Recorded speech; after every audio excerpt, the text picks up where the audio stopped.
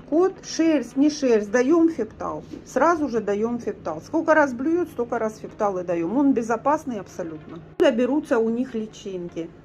Да из яиц. Яйца могут быть законсервированы до 7 лет, а может и больше. То есть если были половозрелые глисты, они оставили яйца, то эти яйца могут периодически проходить и давать признаки цистита. А пытаются они вылупиться, и они, соответственно, где они дислоцируются, они дают признаки цистита, кашель, рвоту, чихание тоже дают, аллергию.